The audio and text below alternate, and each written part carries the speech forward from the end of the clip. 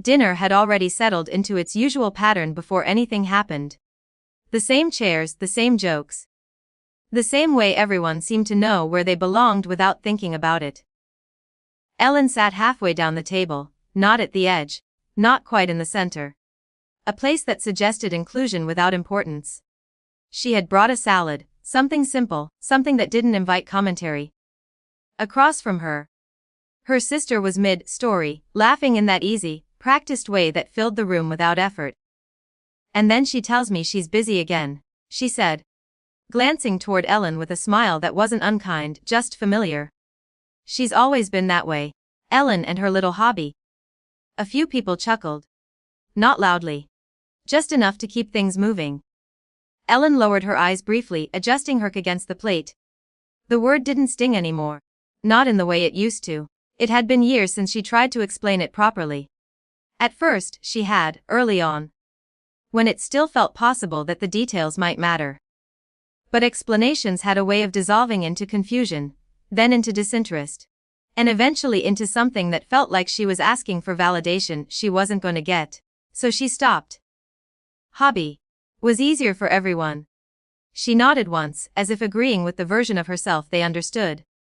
Her mother used to ask more questions. Not always the right ones, but enough to make space for something else. After she passed, the questions stopped altogether. The house grew quieter in that specific way, less curiosity, more assumption. Someone reached for the bread. A chair scraped lightly. Conversation shifted to something safer. Ellen let it happen. The doorbell rang. No one moved at first. It wasn't expected, but it wasn't alarming either, just an interruption. Her brother stood up with a small sigh, already halfway into a joke about uninvited guests, and walked toward the door. From the table, Ellen could hear the faint murmur of voices in the hallway. Then nothing for a second. Then footsteps returning. Slower. Different. He appeared in the doorway again, but he didn't step fully back into the room. There's someone here, he said, uncertain in a way that didn't match him.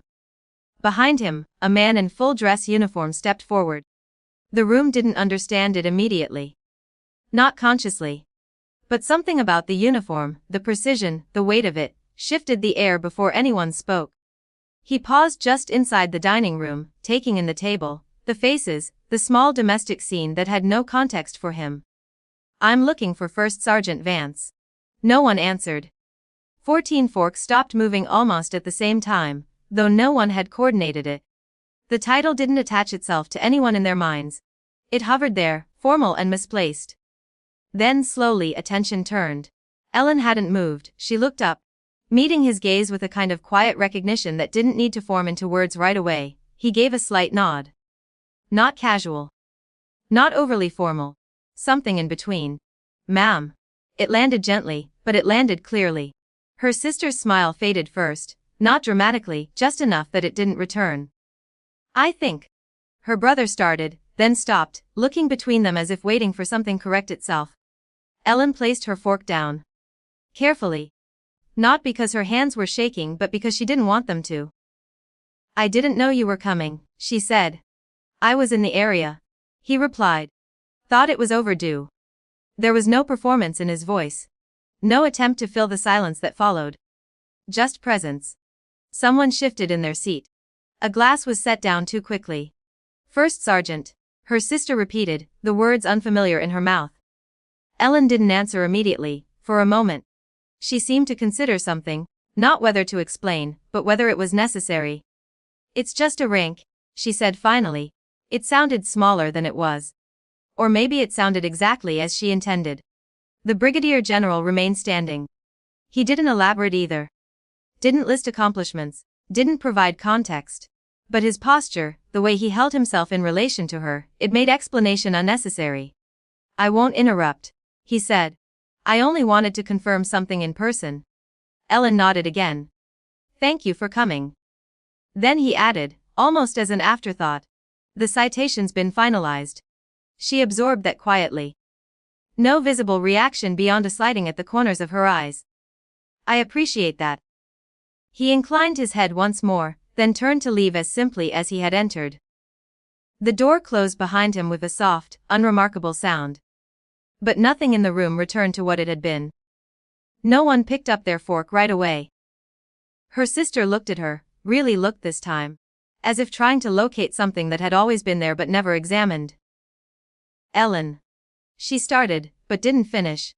There wasn't a question yet. Just the beginning of one. Ellen reached for her glass, took a small sip, and set it back down. She didn't offer details. Didn't fill in the 26 years that had gone unasked about.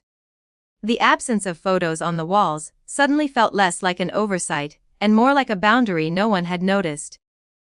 I should have told you, her sister said eventually, though it wasn't clear what she meant. Ellen shook her head, gently. It wouldn't have changed much. Not an accusation, just an observation. That was the part that settled heaviest. Around the table, people shifted, recalibrating in small, private ways. No one knew how to move forward without acknowledging something they hadn't seen before. And no one quite knew how to acknowledge it. Ellen picked up her fork again. The food was still warm. She took a bite not because she was hungry, but because it felt like the only normal thing left to do. No one stopped her. No one laughed this time. The room didn't break. It just adjusted, slowly, around a version of her that had always existed. Waiting for someone else to recognize it. And now that they had, even briefly, there wasn't an easy way to return to the simpler one they preferred.